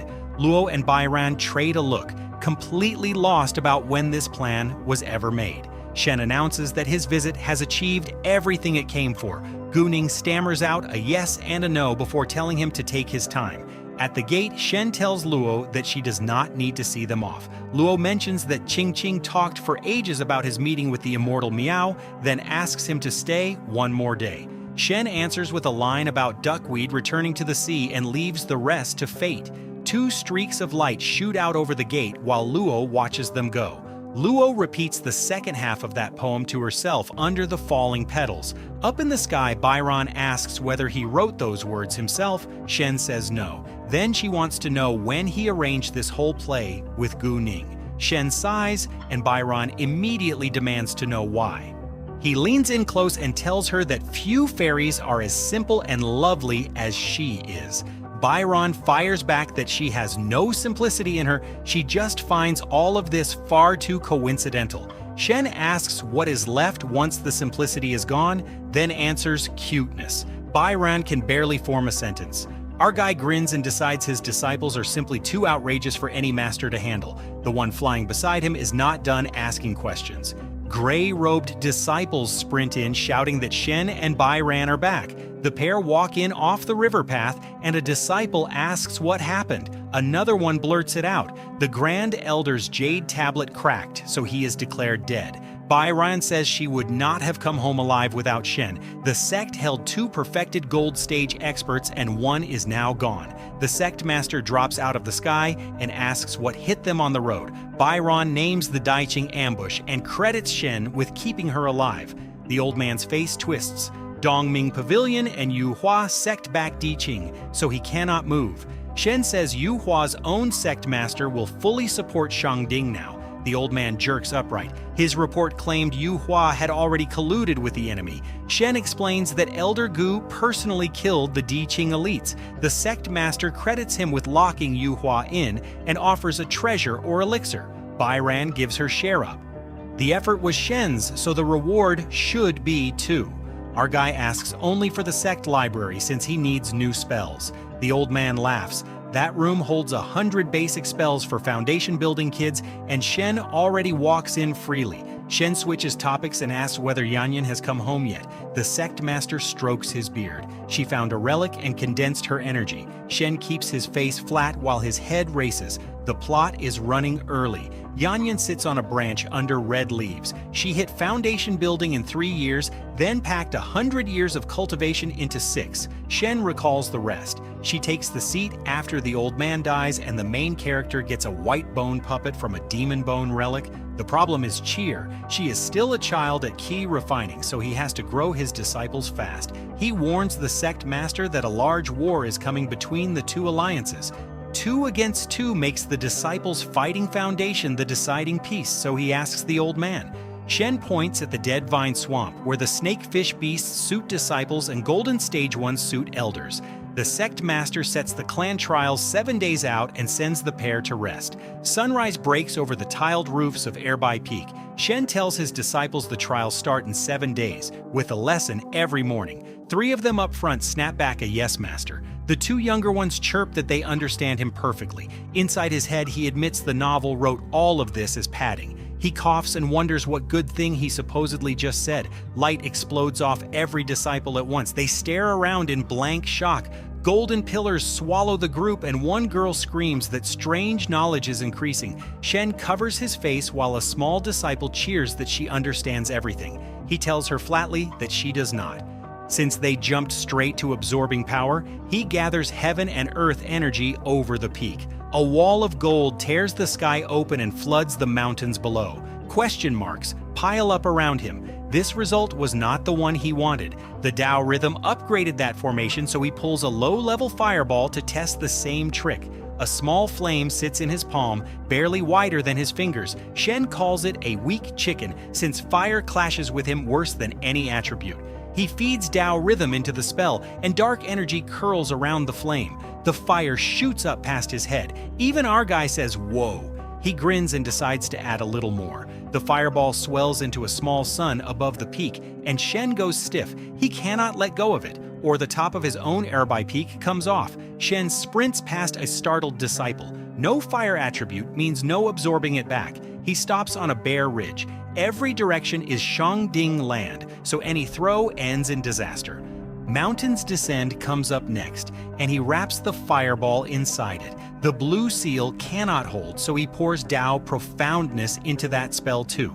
The entire sun collapses into a small glowing marble on his palm. Augmenting spells with Tao rhythm is a dead end. Still, Stepping Wave with more Tao energy would beat anything in this world. Shen folds his arms, satisfied with the golden stage.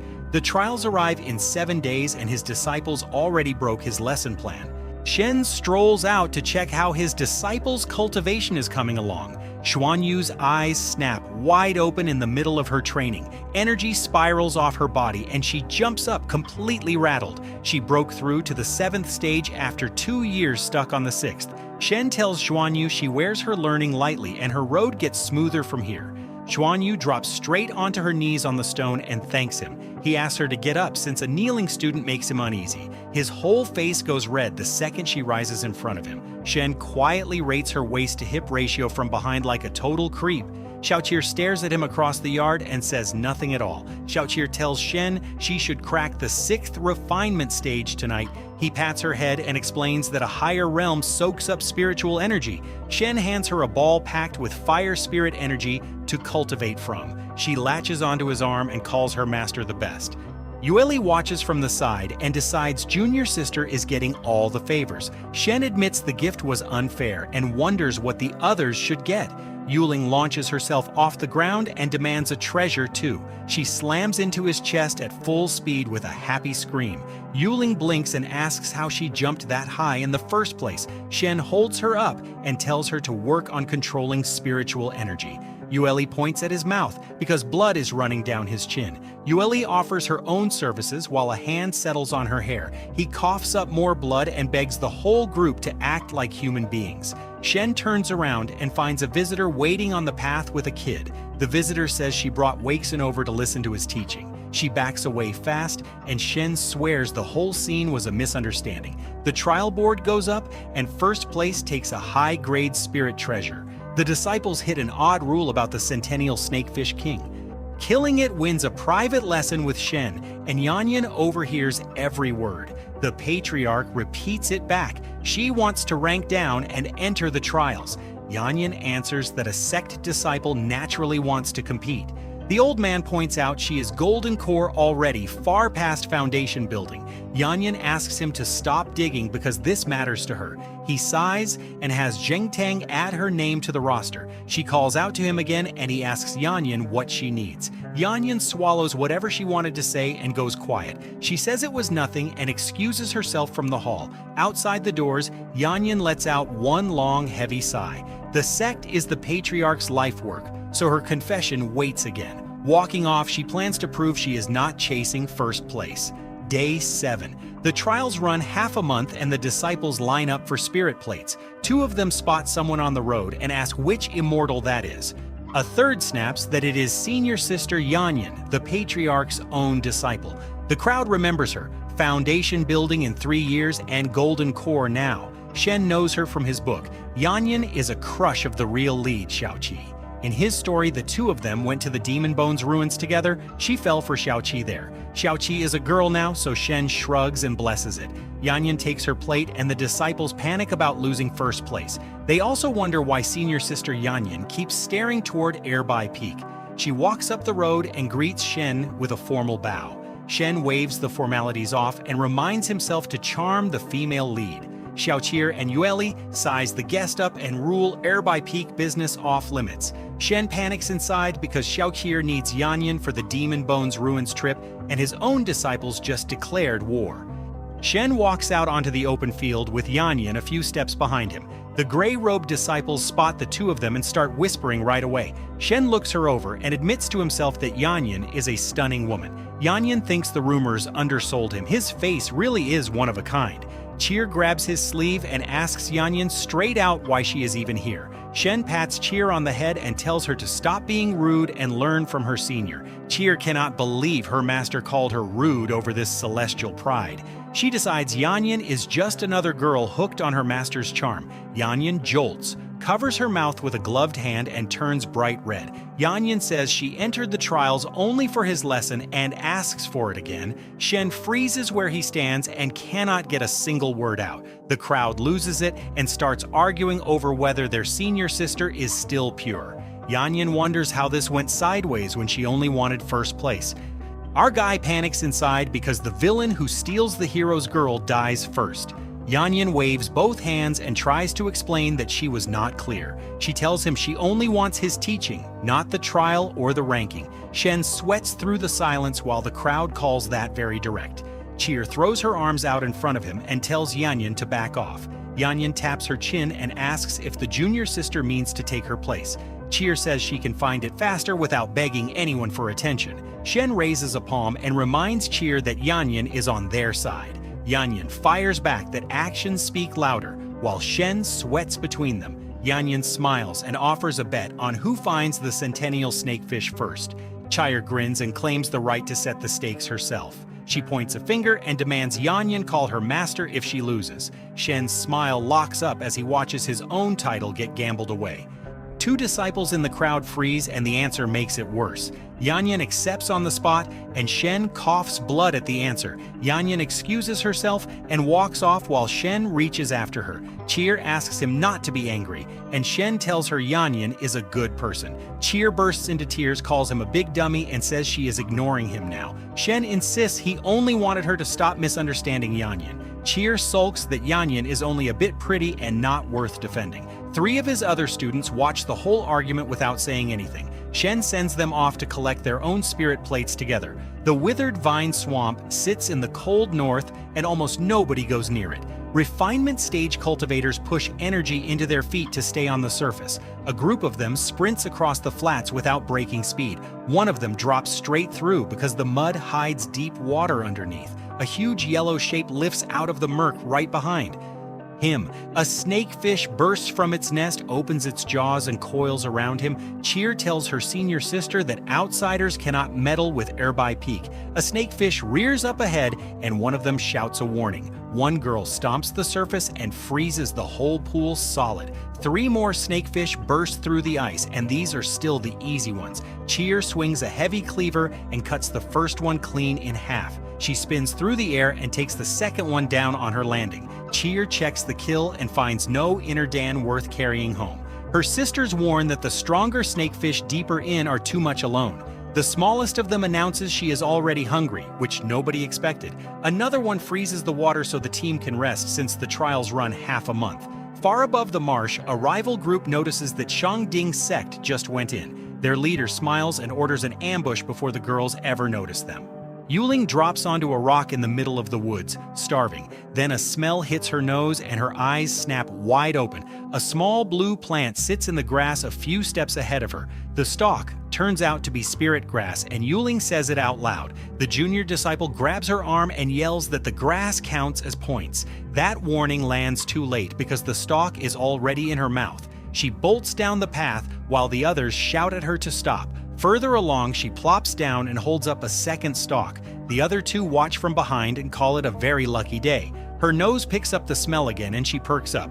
Yuling shouts that the aroma is even stronger up ahead. The next clearing is full of them, glowing all over the shallow water. Shen stands in another part of the forest and calls himself a genius. He planted the trail so the girls would walk straight to a centennial snakefish. Then he decides to check where his apprentices have gotten to.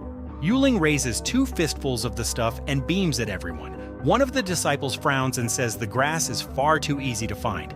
The second disciple calls it a trap and picks another path. Shen watches that from the tree line and says nothing at all. He kicks the plant apart and whines that they need the fish to reach the nascent cave.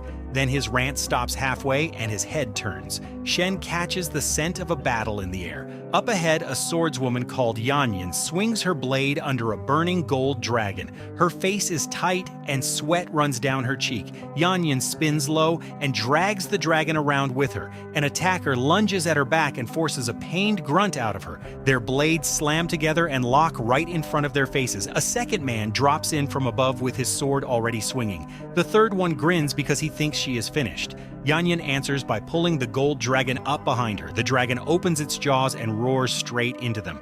One of them shouts that the way back is blocked. She lifts the blade and mutters that it has come to this. The clash blows a crater of light across the ground under her feet. Her sword catches the next strike and she snorts at the pressure. The dragon whips around her arm and she rides the swing forward. The tail smashes into the ground and throws up a wall of dust. One of the men clicks his tongue while the others regroup. Shen watches the whole thing from a fallen tree above the clearing. He notes that a beginner gold stage is holding off three stronger cultivators. Yanyan knocks one flying sword aside, then rides the impact of a second to dodge the third. Shen decides the girl really does deserve to be called a genius. His senses spread wider, and the Foundation disciples and the nearby elders are all surrounded.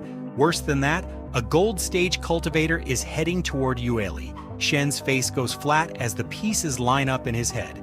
The answer is ugly because one of the elders has sold the sect out. Yanyan cannot shake her pursuers and rushes to find the game breaker. She lands on flat ground and her eyes go wide at what waits there. Two men on flying swords come down at her and the water erupts. The ambush was under the surface and she goes straight into the lake.